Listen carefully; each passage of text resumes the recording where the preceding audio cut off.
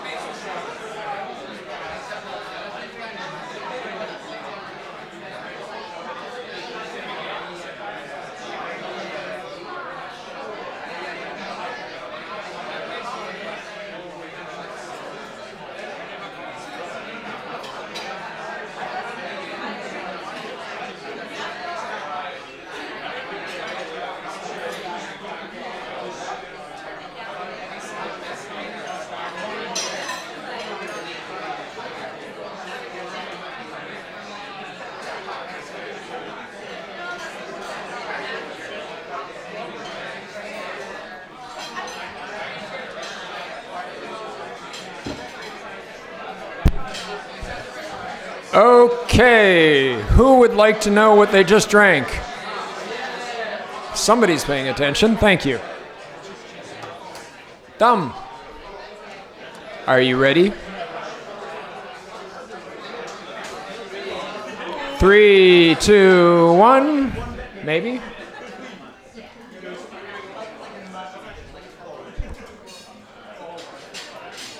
That's not it. That's still not it. That's definitely not it. Ah, there we go.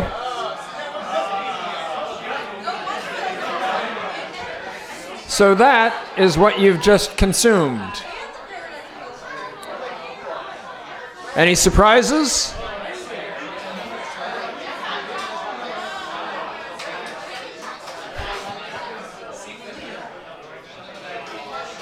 Yeah, so if anybody gave Singha a 5, you should be embarrassed.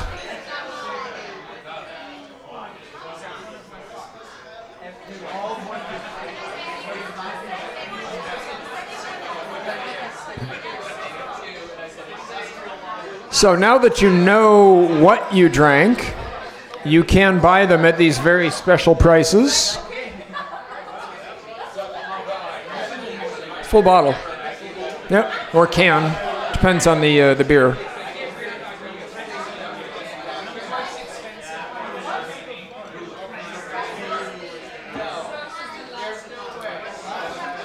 Okay, is everybody ready to meet the brewers? Wait? What? We have to meet them. You get 5, everything.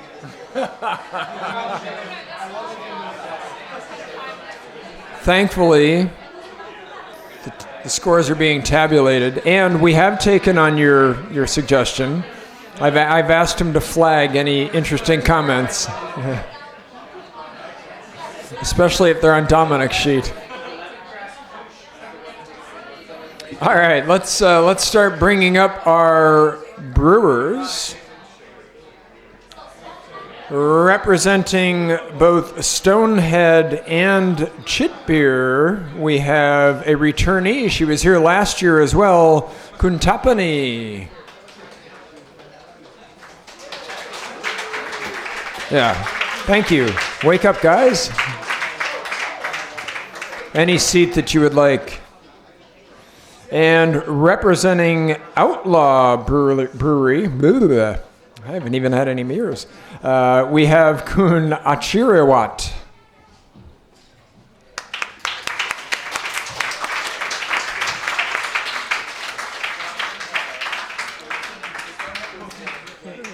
Representing Sivalai Brewery, we have Kun Tantong.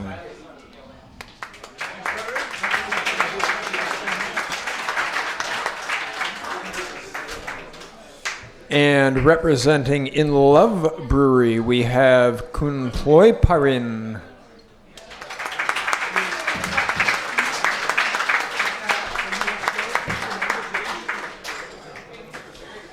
We also have a couple of special guests from the Craft Beer Association of Thailand. We have Kun Prapavi and her colleague Kun Artit.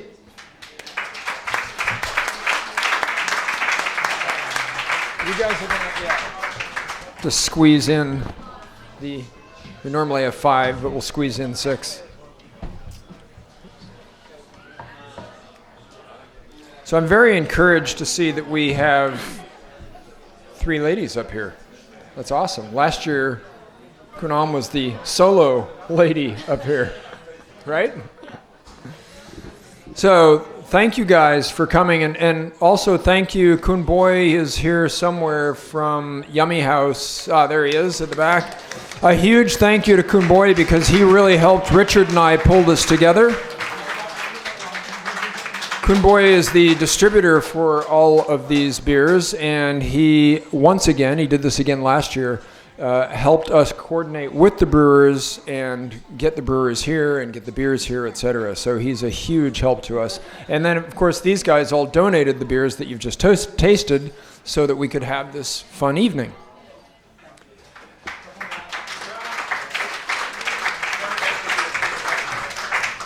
Now, again, the beers that you've just tasted are available at special prices. So if you had a particular favorite and you're still thirsty, feel free to order one of those.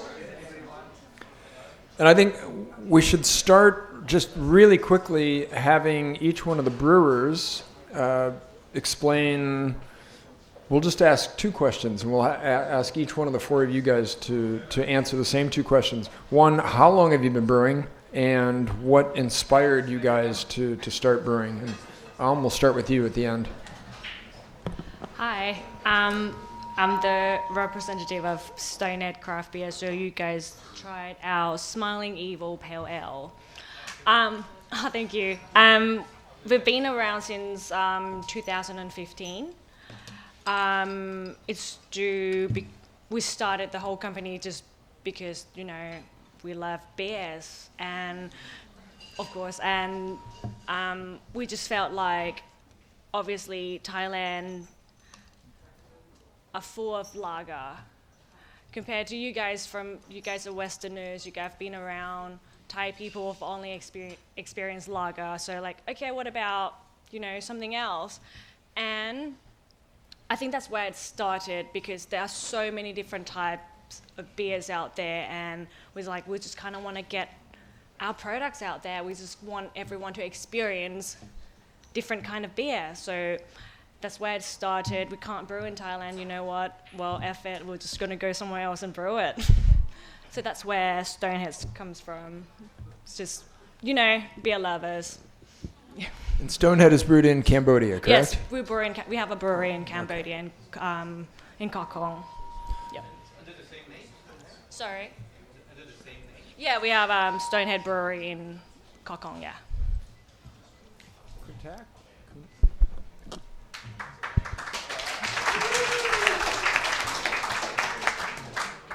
I'm on behalf of Outlaw Brewing tonight. Unlucky, our brewer is not available to come today. He was stuck in Canada, Mike Roberts. He's the one who brewing Outlaw. He was in the market for 20 years as a home brew earlier. And then when I meet him in Khon Kaen about 3 years ago, and then we decide to bring up Outlaw to become a legal beer in the market. And we get a very well accept from the customer. So right now we keep brewing the new product coming in. The two one that we brought up tonight is double IPA, Son of Beast, and Dark Horse was the one is latest developed this year. That was the new one from Outlaw. West Coast is brewing in Hanoi with the Vietnamese brewery. The other two was brewing in Cambodia with Kingdom Breweries. So that's what the Outlaw come from. The one with what's the stout one, using all the organic ingredients. So if you taste it, you feel like everything was original stout, nothing adding on, no chemical, no additive, nothing. And the Son of the Beast is the one that Mike lovely to do it when he doing at the home brew. He got a lot of requests to brew Son of the Beast as the first day that we put on stamp. But at that time, we decided to come with something is more easier, like Mosaic, Gateway, and Showdown. Until this year, we decided to bring on the Son of the Beast, and we got very well accepted. So right now, we run out of stock. For the West Coast, it's more like Mike would like to do something easy for the new entry level, for the people who want to drink craft. So if you taste it, you feel more like lager that we have available in the market right now. But you can feel more floral and more tasty. Thank you.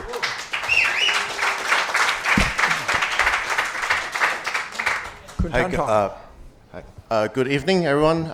Actually, my name is Tan Tong, but it would be easier if you call me Tony. That's yeah. I'm the founder of Mahanakorn Thai Craft Beer and also the Civilite. Now we have two brands.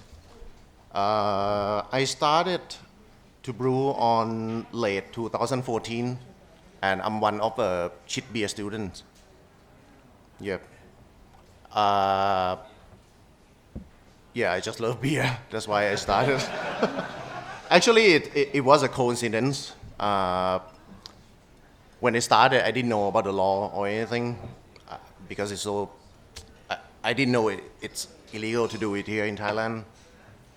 So yeah, and then year 2016 maybe.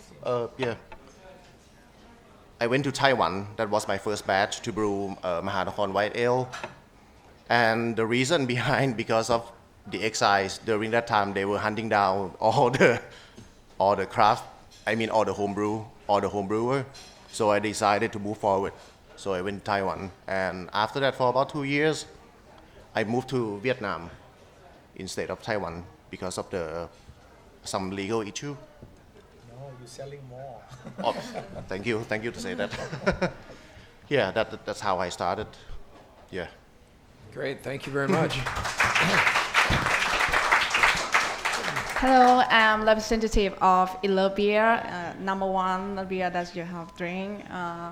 We start last year, 2019, and yes, we in love with beer. That's why we create beer, and we want to represent our beer from Asian culture. That's why we selected our beer from ingredients from each country of Asia. And this beer that you have drink is Pandan Lager. We inspired by Thailand traditional culture of using pandan in drinks and desserts. Yes, thank you. And I think that beer would probably pair quite well with the Thai dish. I never remember how to say it correctly, but the chicken that's wrapped in the pandan leaves. Yes. Probably be a nice pairing. All right, and we also so we've got the 4 brewers that you've just heard from, and then we have these 2 guys from the in process of registering Thai Craft Brewers Association. Is that correct? The Thai craft beer. Thai Craft Beer Association. Okay. And why don't you explain to us, what you guys are trying to do in terms of, why you've started the association, and we'll come back to some of the legal battles in a minute. But why don't we start with why you guys started the association? First on me. Ladies first. Okay. Can I speak in Thai? Is it better to like? I can translate. Okay. Okay. So may I speak in Thai? It's better for explain about something about law. ก็พอดีว่าทำธุรกิจเกี่ยวกับคราฟต์เบียร์นะคะแล้วก็ตอนนี้กฎหมายที่เกี่ยวกับธุรกิจเหล้าเบียร์เนี่ยมันถูกบังคับใช้อย่างเคร่งครัดเข้มงวดมากแล้วเราก็มีเพื่อนๆของเราที่ประสบปัญหาเหล่านี้นะคะทีนี้ทำให้เราเลยมาดูกฎหมายที่มันถูกใช้มานานแล้วแต่ว่ามันไม่ถูกบังคับใช้คือเขามาเร่งใช้กฎหมายควบคุมเครื่องดื่มแอลกอฮอล์ในช่วงหลังโควิดซึ่งเป็นช่วงที่ธุรกิจเหล้าเบียร์เนี่ยมันกำลังแบบ struggle มากนะคะแล้วก็พอถูกบังคับใช้มากๆโอเคค่ะ sorry ขอโทษค่ะ Kun Bami was in the craft beer business for a while. She coordinating with some of Thai craft beer that was entering into the Thai market. She is one of the distributor of Thai craft in the market. And lately, because the Thai craft was enforcing by the legal, which is, actually the legal was in the place for a while, but the officer never enforces very strictly like couple of this year. So we feel like after we start to do bigger and bigger craft market, we feel like the officer was get some order from someone that enforcing the law against our group. ค่ะก็หลังโควิดก็มีการบังคับใช้มากขึ้นแล้วก็เราก็เลยรู้สึกว่าเราต้องทำอะไรสักอย่างเพื่อทำให้กฎหมายนี้มันถูกบังคับใช้ให้เหมาะสมกับสถานการณ์นะคะมันเป็นกฎหมายควบคุมเครื่องดื่มแอลกอฮอล์นะคะก็เลยพยายามต่อสู้ทั้งเรื่องของการรวบรวมธุรกิจรวบรวมมวลชนแล้วก็ต่อสู้ทางกฎหมายด้วยค่ะก็เป็นผู้ประสานงาน During the COVID time, if you know that lots of customers was at the home, and also because our craft beer need to educate or give the information to the customer, so we were enforced by the law that we cannot provide information, the picture or anything to the customer. So our group will start to realize that the law was enforced in the wrong place in the long time. So we start to gathering all the people, try to get the vote, and then try to submit to change the law. Just to clarify a couple of those points, what they're talking about is that it's been gradually coming into effect, but as of this past Monday, the government enforced a law that forbids online sales of alcohol products. And correct me if I'm wrong, but I believe earlier in the year, or maybe last year even, they forbid the advertising of alcoholic products online, including social media, including personal, like if I was to take a picture of a beer that I really enjoyed and put it on social media, that would be a violation, correct?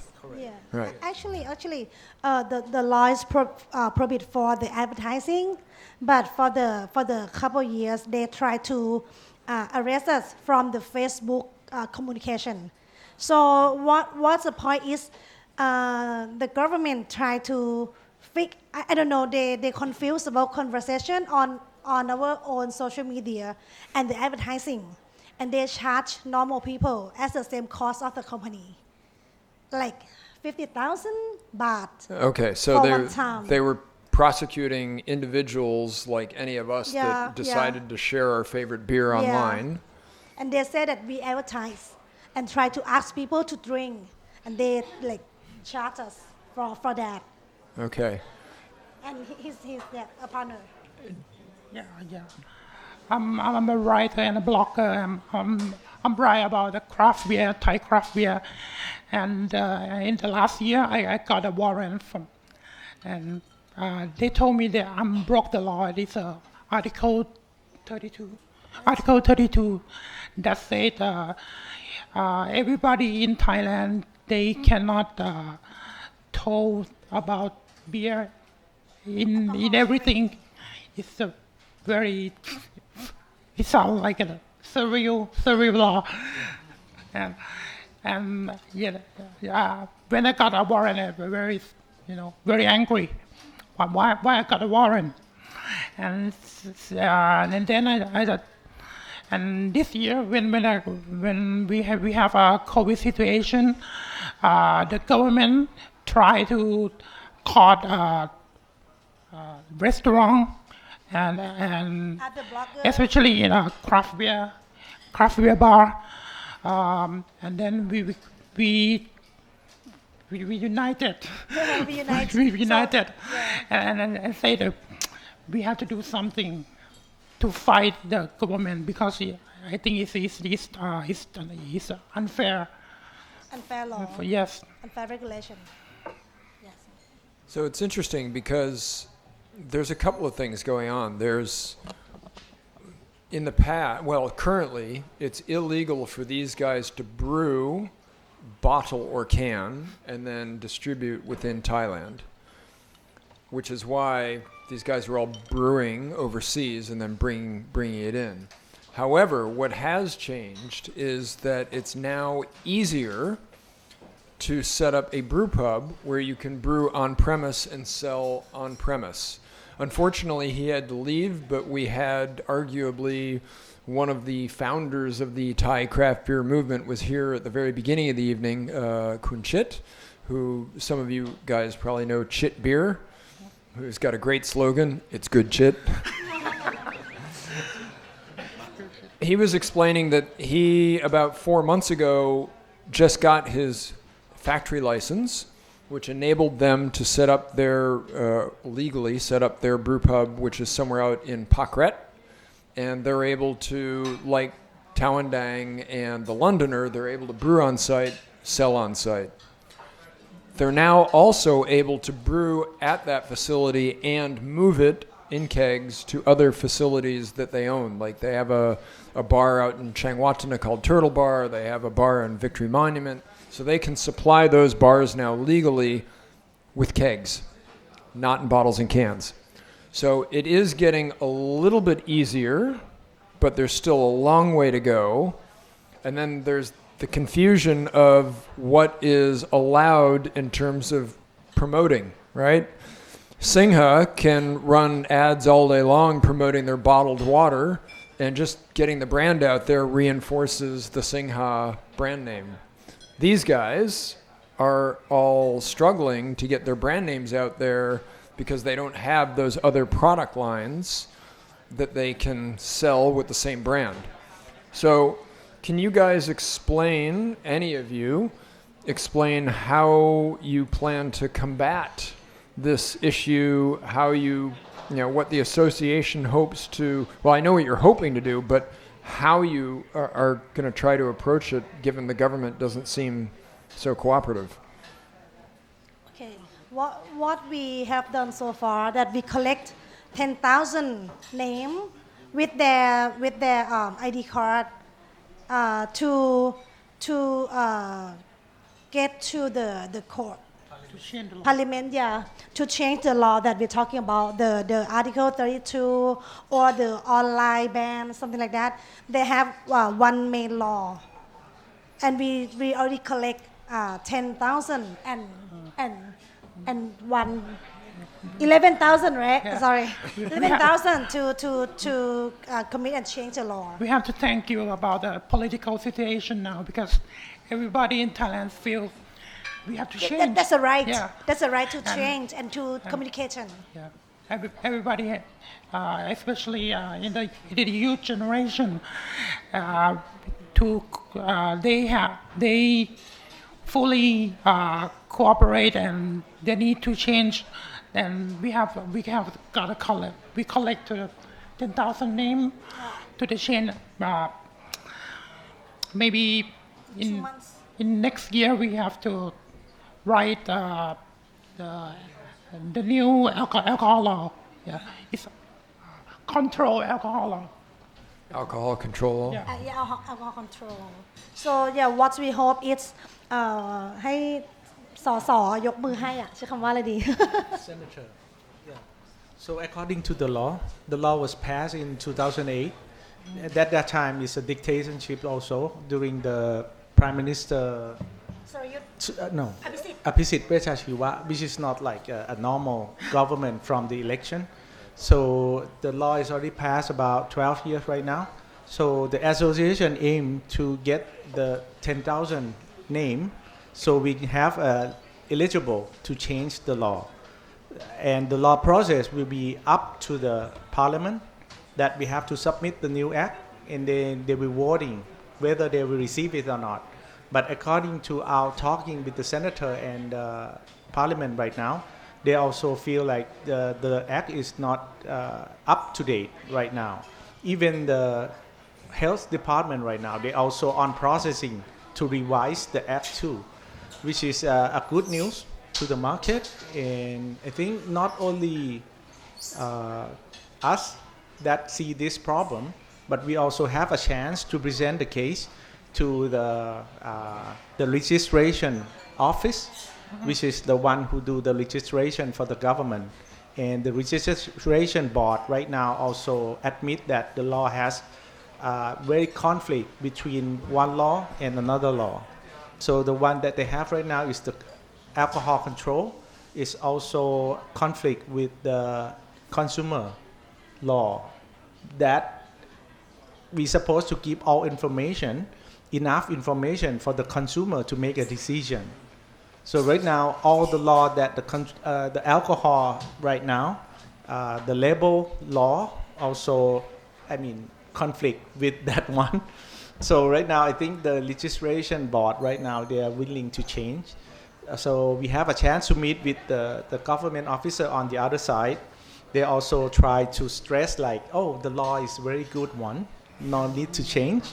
But we give a lot of example, like Kun Bami already said, the director who controlling the office of the alcohol law, he already give the interview to the newspaper that individual or any consumer don't have to face with this law, enforce with this law.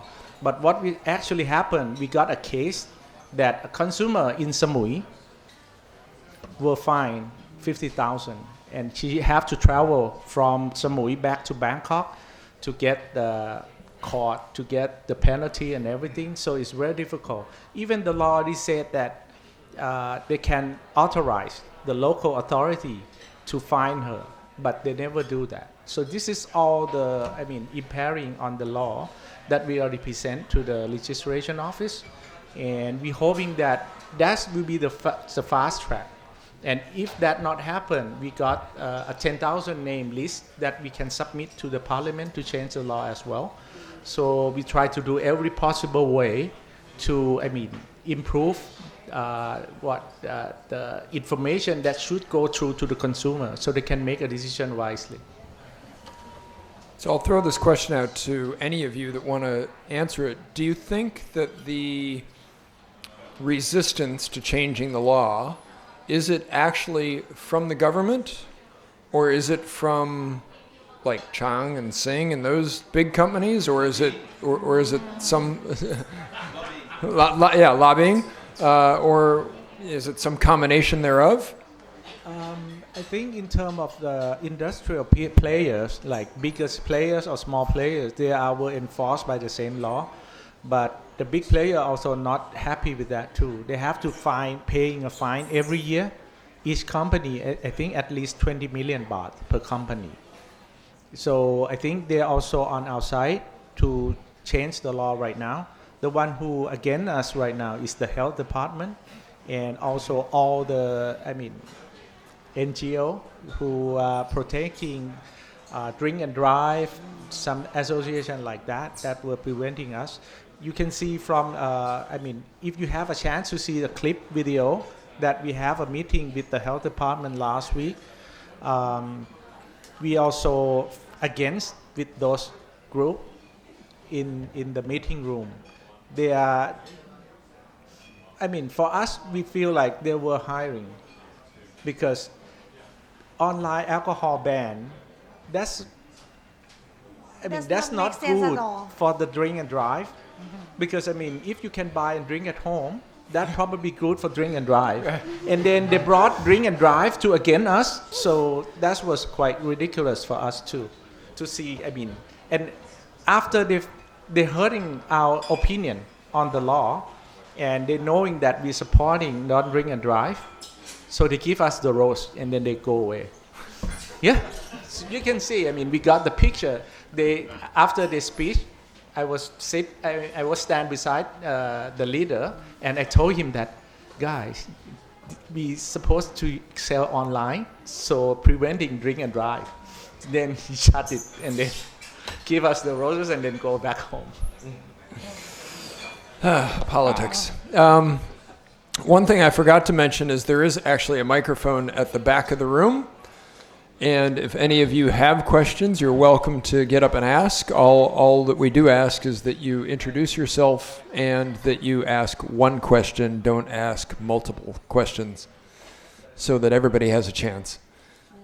In the meantime, while anybody's working up their bravery to go to that microphone, switching topics only slightly, obviously this has been a very interesting year. Last year we had a lot more brewers here. There was a lot more choice last year as well. Some of those breweries seem to have stopped, or they're just not available this year for whatever reason. Do you guys have any feedback as to, is it because of the laws? Is it COVID? What's the reason behind the sudden disappearance of several of what appeared to be very strong brewers? Everything. Actually, okay, I'm the craft beer distributor, and I work with a lot of brewers. So more than 10 beers and 10 brands that already disappeared this year, because we have very limited choice. 2 years ago, we have to go to Cambodia to brew our beer with 3,000 liters per batch. And for the market that we cannot advertise, for the market that people don't know much about craft beer or Thai craft beer, also the business in Thailand, like going down the time for these few years. So many brewers stop doing beer. Okay, may I show you a case? You know 11 Ford? The brand 11 Ford. Yeah, that was one of the Yeah, breweries that that's did my- very, very well here yeah, last that's year. my favorite beer. I just talked to the brewers like yesterday. We met. They have some wrong. I mean, มีเบียร์ที่ Kingdom. So they brew a beer from Cambodia, and they paid a lot of tax. But half of that beer is already like they're missing something, and they have to took all back from the restaurant.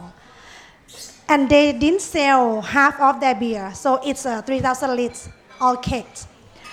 And they cannot return, they cannot got the tax return because they didn't want to talk to the excise. He told me that it's very, very hard to gain the tax back when you already paid it.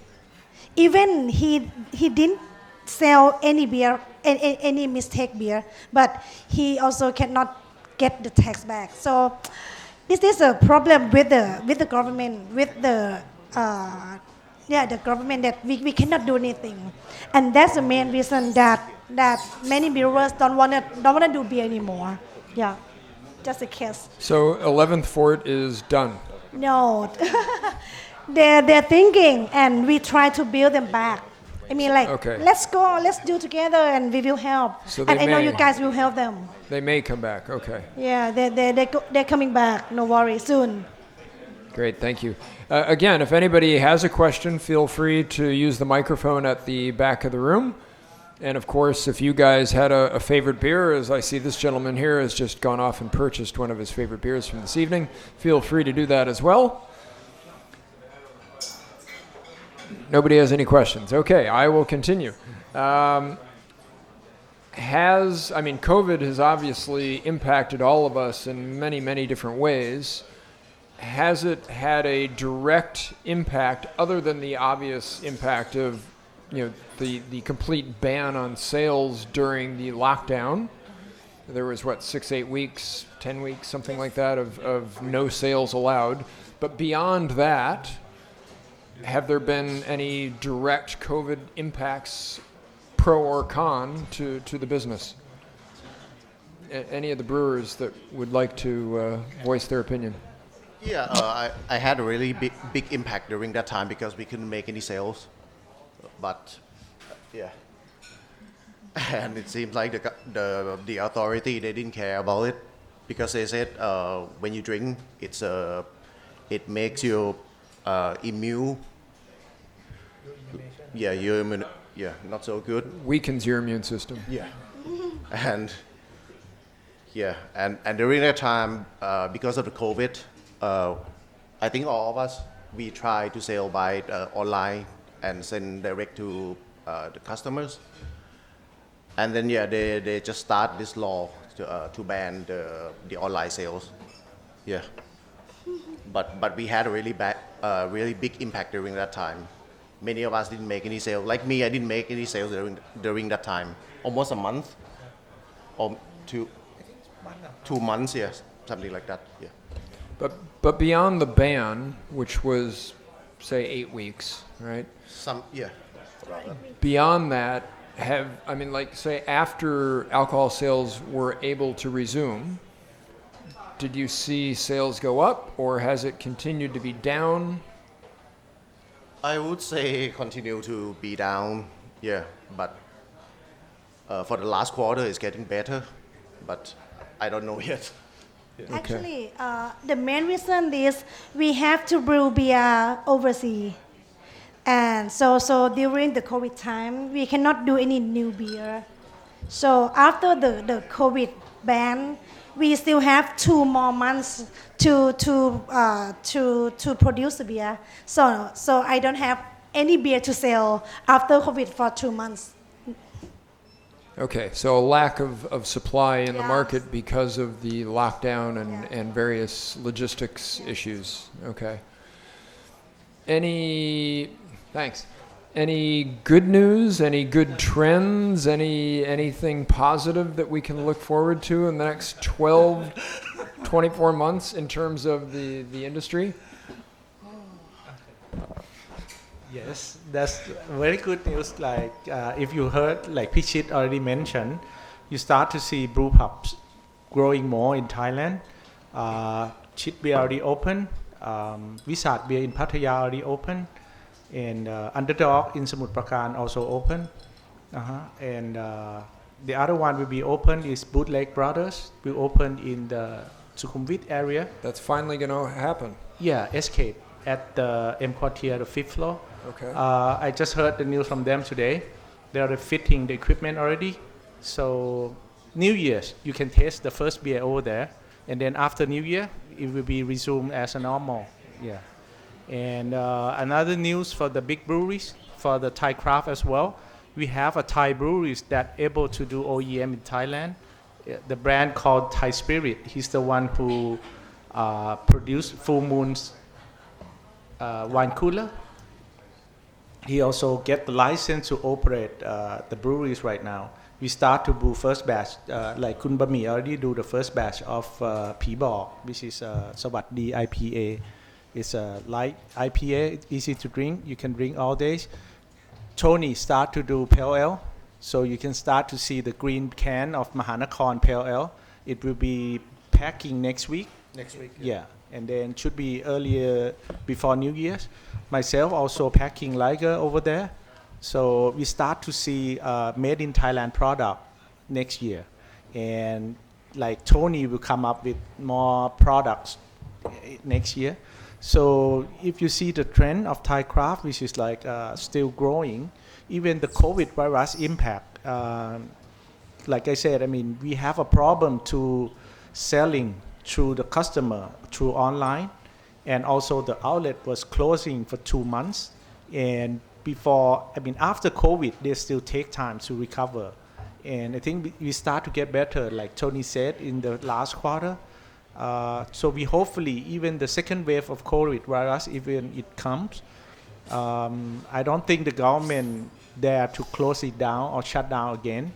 So that's what, hopefully, the next year will be very challenging for the Thai craft business too. Very challenge or very uplifting? I think it's challenge, but like Kun Bami said, because some who is still small have to brew outside from Canada, from Vietnam also. Right. But the bigger size like Tony can brew 5,000 liters in Thailand. So that's, you can use the OEM facilities. Correct. Okay. Because I mean, even you can do OEM in Thailand, but there's still some limitation.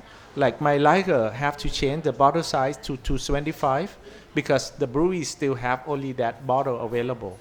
Yeah. So Pibok and Mahanakorn using can, but they still have a OEM for the can. That is one of the struggle for the small company.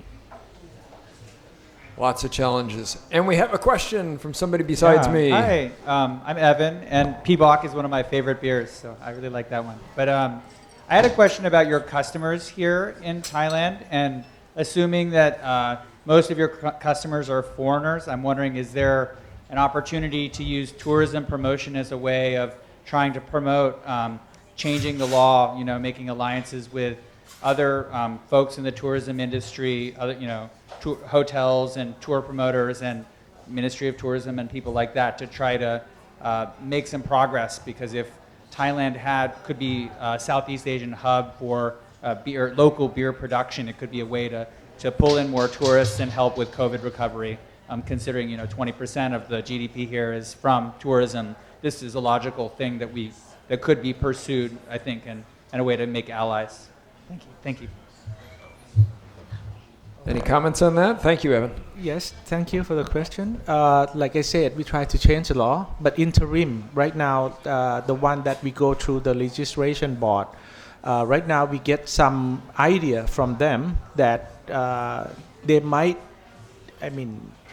change some part of the law earlier, so you can do promotion or give information advertising in the place that you allow to do, like a pub and bar who get the license. So that's what the big company and us agree to, pursue on this first route, that if we can do promotion in the bar, that is already blocking the underage to coming in. So we should do able to do promotion. We should do advertising, everything in the outlet, which is the customer coming in to drink, not to drink soda. So is advertising in the pub or promoting in the pub is also illegal? Yes. Illegal so far. Other than listing it on the menu, any other type of promotion is illegal. Correct. Wow. So right now we're asking that. You guys should do that because first the outlet already applied to get the license from the excise. Right. The second, you cannot sell to underage. You have to check the ID, anything, blocking everyone to come in. Mm-hmm. So according to the law, we got the outlet law also that you have to follow that, like the time to open. You cannot sell to underage, whatever. This is why we're saying that the law is in place. Why you have another law that conflict with the other one? Yeah. Good points. So, we have another question. Gail, if you want to ask a question, the microphone's in the back of the room. Hi, Dan. My name's Dan. I'm a beer brand ambassador as well.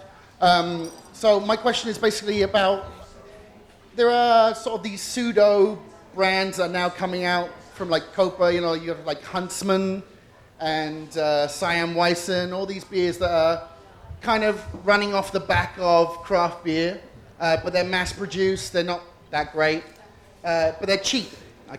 So when you have beers brewed in Thailand, how do you think the price point is going to be? How do you basically come against that, like the price point? Like when you're paying 58 baht for a big can of this not great beer, but that's trying to be crafty. And then you have some great beers that obviously that are brewed abroad, and when you're in a bar, they're the same price as something that's coming from America, that is going to be a high standard. And some of these turbos are a high standard as well. But the price point really puts a lot of people off. How do you think the next year is how do you combat against that in the next year? Okay, so I would like to say that the people who drink Siam Weissen or Huntsman is different people who drink our beer. That's the first place that I think. True, but do you think that obviously it helps the industry as a whole, and they want to try something new, that they're open-minded, but they're like, I don't want to pay 150 baht for this can where I can pay. It's the same thing. In their own mind, it's like, it's the same thing, but it's obviously not. How do you combat that? I know Civilized has done a great deal. They're very reasonable priced, and there's Good Boy and Khao San beers and all these beers that are coming through which are similar priced, but how do you bring those people over? Actually, that's a very good question that I always ask myself also. But it's a distribution channel. When we can get into 7-Elevens, that's when we can beat them. Even the price may be a bit higher, that you can see Hoegaarden or some import beer in some brands of 7-Eleven, right? I know that some customer don't pick Sing, but they pick Hoegaarden because of its Hoegaarden and they know it's better. So I'm the distributor, and I have let's say 300 bars that is my customer. It's like 1.001% from 7-Eleven branches. So that's the question that we still need to get the answer. Thank you. Can I add? Yeah, thank you. And that was go ahead, Tad. Can I add more answer? Like I said, we start to brew in Thailand, but in terms of pricing, we're still using facility in Vietnam. Like Khao San that I brought in, we also using facility in Vietnam. So this is why we can achieve, because Vietnam has a better ecosystem compared to Thai, like raw materials and everything. So we can brought in cheaper, and then we can right now, like if you can see, khao san, we try to distribute into convenience store, so it's make more convenient to consumer. So I think that's one place that we can fighting with the big brand. And in terms of the quality, if you can taste, I understand that some of customers, when they first pick up with the price, and then after that, they start to feel disappointed. If you can see, I think the big company right now, they also start to change their strategy as well. Like Singha Beer, they got Snowy, but right now they start to do Butsaba, the big can 75. So you can see next year they might decide to leave one and keep another one. And if Butsaba doing well, they might entering more with the Chalawan brand or other brand. And if in that area, will come something close to that too, but better design, better taste, because we knowing that there are some limitation of the big breweries, especially in Thai, when they do craft beer in their breweries, because they don't want to use more yeast more than 3 in their breweries. Gail, you have a question? Good evening. Can you hear me? Yeah. Oh, yeah. Yeah. Simple question. Aside from the Thai craft sector, when you look at local producers of wine, for instance, or rum in Thailand, do they face the same issues, the same problem as you guys face in terms of excise, in terms of restriction, marketing, communication-wise, and so forth? Or are you particularly, I would say, hammered? Okay. I can answer you that because I used to sell wine and liquor in Thailand as well, which is produced in Thai. Thai wine and Thai spirit also face the same problems, especially the white Thai spirit, which is very limited in terms of capacity to produce. The bigger size like a brown spirits in Thailand, right now we start to see new players like Carabao.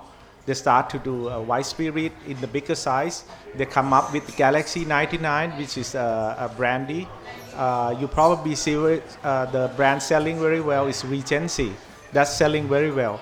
But the newcomer, like the owner of Geson Plaza, just across the street, he also owns a distillery in Thai, in Kanchanaburi as well. He started to do a brown spirit called S99, not selling well because they have the same problem. Even they're using a distiller from Japan, from Suntory. They're hiring a very, fine distiller from Japan. If you taste it, it's a better brown spirit compared to blend or other internal produced in Thailand. But they have a problem to promote as well. Even they have a distribution network that they can go through, but because the consumer never know the brand. So this is, it's the same problem. Not only the small company like us, middle-sized company also face the same problem, especially the new developing products. May I answer a bit? After COVID, we unite with the wine business, with the cocktail business, also the local spirit. We found that they are also we also have different we also have the same problem with the advertising, but for the producing law, we have different pain point. For beer, we cannot do small size. For local spirit, they cannot do bigger size or the better product because they limit about the limited. For the wine, they have very high price for tax. So in all alcohol beverage, when you very, very small, you will have your pain point. Very, very different in any business. It's a good question, Gail. Mr. Robertson, Human Rights Watch. You got a human rights Phil question? Robertson. Hi, how are you? I'm Phil from the club. My question actually is about พวกบุญรอดแล้วก็คุณเจริญเขาก็เลย how do they think about you guys? Are they looking at you as challengers to their market share? Are they thinking that อีก5 ปี that you're going to be an issue for them? I mean, I look at the 7, you know, and I see the pseudo craft beers from Sing, you know, the EST 33 stuff, which is my life. And, you know, I'm wondering what they're thinking about when they see you guys. Because obviously craft beer is going to change, the market's going to change. You know, I mean, I watched in the United States in the 1980s when the big companies bought up all the individual regional breweries. And so at the end you had like just 3 or 4 big beers. And that was actually created the space for the craft beer in the United States to come up. Because, you know, the regional breweries, you know, were all bought. And so I'm wondering, what does the future look like between you guys and Sing and you guys and Jaran and the Chang people? I mean, are they looking at trying to buy up some of your brands? Are they going to try to take over some of your things and say, okay, we're going to sell these out? Okay. As I can tell right now, we have a good relationship with, especially Bunrod. Bunrod opened the academy for craft brewer, and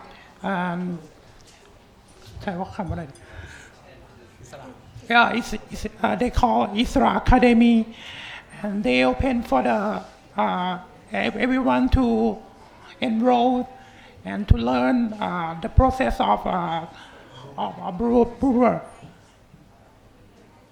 Actually, I already asked some brewer that how much you gonna sell your brand to Bunrod if they ask. I don't mind if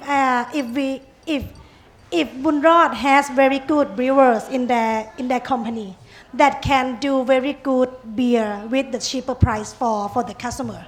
That's gonna be the starter point for the people to know what the good beer is. So I don't mind if they're gonna compete that. But what we always Thai Bev, we always heard that they don't want us to grow. We always heard that. I don't know. I cannot blame them like exactly. But we very small. 10 years later, we still very small for them. That's what I see our business. Right. Is it true that Singha or Bunrod bought part of Full Moon? Yes, 30%. 30%? Yes. So does that mean that Full Moon is now being legally brewed in Thailand? Correct. If you can see, there's no stamp on the beer right now. Okay. Since earlier from last year. Okay. So Full Moon, for those of you who don't know, was arguably the first of the popular Thai craft beers. They were brewing overseas in Australia. Their first beer was Chalawan. They're the first one that became quite popular. And then they've got Chatri IPA and a few others, and we've tasted a couple of them tonight. So they're now 30% owned by Bunrod? Yes, 30%. Okay. Yes. So their price point, I haven't looked recently, but I haven't noticed their price point coming down. Yeah, to 99. 99 per bottle. Now it's 99 per bottle. Okay, so it has come down a little bit. The latest is Busaba, the packing in the 500 ml can. That one going to 75 in 7-Eleven. Okay, so they are coming down in price. And can I answer to yes, that question too? Please. I think there's the big two company right now, they have to approach. Singha don't want to be like, they saw craft beer as a trendsetter. If you can see, this is why you got a lot of pseudo in the market, because they feel like, okay, the trend is coming right now, so they should have joined the market before they lost the trend. And this is why Singha try to get to be friend with us.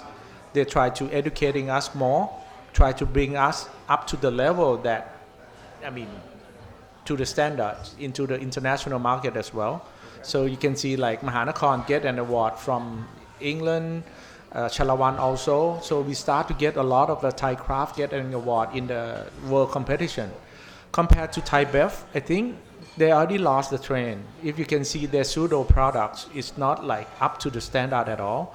And especially the information that they're throwing to the consumer, they're giving a wrong information like the wheat beer. They said they do a dry hop on the wheat beer. That was a joking in the industry right now. So if you see Huntsman, the first one is the blue one. They come up with the second one, which is the gold one right now, because the first one is not well accepted. So they changed the formula to the golden ale or cream ale, and the red dragon as well. The first time that they went out to the market, the black dragon was, a lot of people say that it's a chemical beer. And then right now they come with the changing the color of the black to brown gold and saying that, oh, it's a dark ale or brown ale or brown lager. And the latest one is infused coffee lager that's coming up in the market right now. Espresso Lager. They're using the Chang can and label is espresso. Last time is also very, confused and humiliating for them when they do cold brew, Chang cold brew. Because people know cold brew is more like a coffee, not beer. Actually, cold brew in terms of Chang actually is equal to high extra cold. They do a zero filtration. Yeah, but they didn't want to use the same word as height from Korea, so they come up with the name that they're thinking on the marketing side. So they come with the cold brew, and right now they come with the espresso. But if you taste it, I think you got the smell of coffee, but you're not. A roasted, but not true coffee. That's what we feel. This is why, when Dan asked the question, you can taste the price difference with the quality of the product right away. So, like I said, they might not feel us as a threat today, but when Thai Spirit start to do the breweries, and we think in a couple of years we might have more breweries to do OEM for the craft, and I think that my thinking, is a threat for them in the future. Because if you can see Vietnam right now, craft beer start to growing fast. Even the breweries in Vietnam right now, they keep an eye on the craft beer very well too. Yeah, it's really exploded in Vietnam. And what I was privy to a very small conversation at the beginning of the evening with Pete Chit. His prediction is that, like what happened in the U.S. and other, more developed beer markets, is that the canned and bottled segments will start to fade away, and that the local brew pubs will become more popular, and that will in and of itself start to level the playing field between the smaller brewers and the big companies like Thai Bev and Boonrod, etc. Interesting to hear that Boonrod is being more supportive to you guys and Thai Bev is not. Perhaps not a surprise. We have apparently results to share with you guys from the tasting, which I know you've all been waiting for. Thumb? Sorry to catch you off guard there. I believe, hey, look at that. We've got results. And I haven't seen these yet either, so this is the drum roll and all.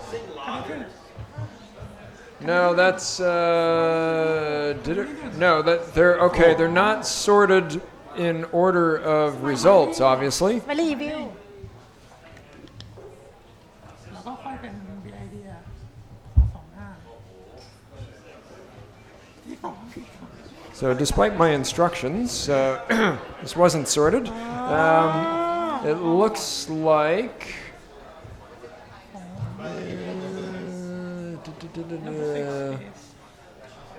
West Coast Pale Ale 3, Smiling Evil 3.4. So yeah, it looks like Smiling Evil got the top score.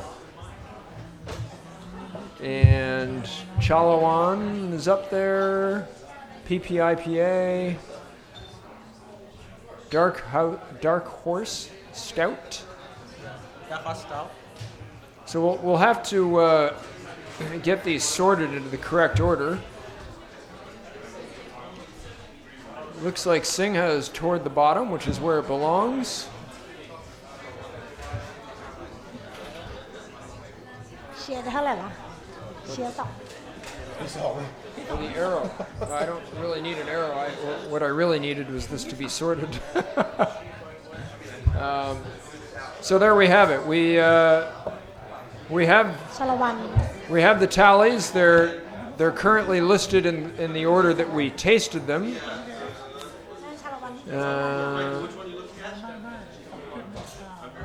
Well, I'm looking at all of them. It looks like Smiling Evil is the top score.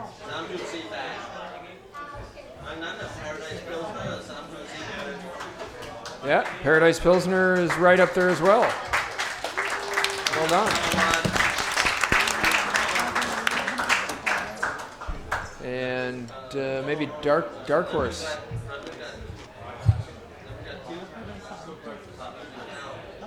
Oh yeah, the lemongrass and then the Dark Horse. Okay.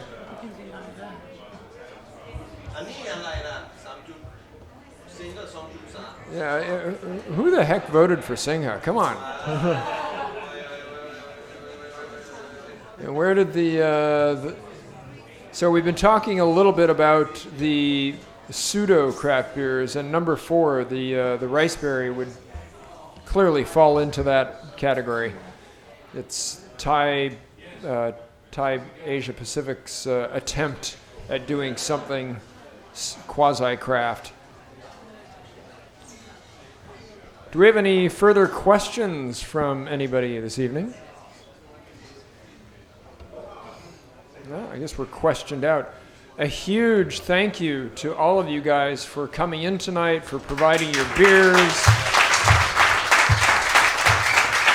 for providing insights. And as Phil can attest to, because he's known me for 20 plus years, I've been dreaming of good beer in Thailand for a long, long time. I definitely am hoping that you guys can push this battle forward and continue to make and distribute and hopefully soon advertise, at least in some way, shape, or form, good beers so that we are not stuck with the usual Chang and Sing and the things that I consider garbage. I'm a little biased, I admit it. But again, thank you guys for your efforts. And thank all of you for making the time and effort to get down here and be with us this evening. And again, Kun Boy from Yummy House, thank you for all your help in putting this together as well. I suppose I should also thank Richard and the FCCT staff, because they've been busting their butts all evening as well, and for the past few days. So thank you guys. Don't feel like you have to run off. There's plenty of beer, special prices, hang out, have a beer, relax, chat with your new friends, and enjoy the evening and the 4-day weekend ahead. And happy Hanukkah.